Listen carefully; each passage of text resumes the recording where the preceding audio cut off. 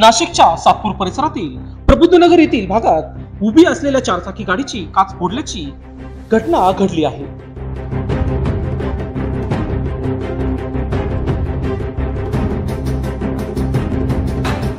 दिनांक 5 रोजी पहाटे 2 वाजेला अज्ञात इसमांनी प्रबुद्धनगर येथे राहणारे भारत अंकुश खाडे यांच्या मालकीची चारचाकी गाडी क्रमांक MH06 BE 6135 ही गाडी परिसरात लावलेली उभी होती।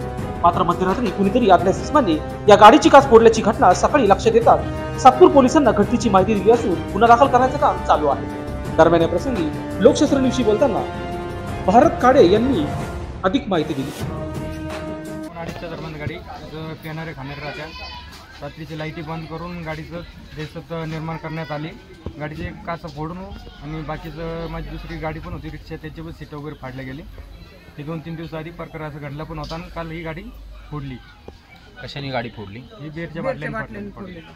या संदर्भात आपण काही पोलीस स्टेशनला काही तक्रार? हो, सकाळी जाईल होतो, अधिकारी नव्हते, 11 वाजता बोलवलं होतं, आता जाणार परत। रात्रभर 2-2-3-3 जे गाड्या फोडणारे त्यांच्यावरती काय कारवाई होईल अशी अपेक्षा आहे आपल्याकडे?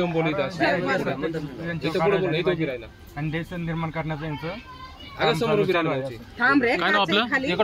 चप्पल नाही, दारू बेर पेत राहते रात्रभर 2-2-3-3 वाजेपर्यंत चोऱ्या माऱ्या करते रात्रभर। इथं त्यांचं लय वैताग झालेले आमचे। याच्या अगोदर पण असा प्रकार घडलाय का कधी? आमचे ते ऍक्टिव्हचे पण आरशे बिरशे काढून नेले होते अगोदर पण। आमचे त्या घरासमोरचे बाकडे पण चोरी करून नेलेले। कोणावर संशय तुम्हाला? संशय अजून नाही कोणावर। पोलिसांचा या ठिकाणी रात्रीचं गस्त येतात का गस्तीसाठी? राऊंड होते ना पोलिसांचं पण।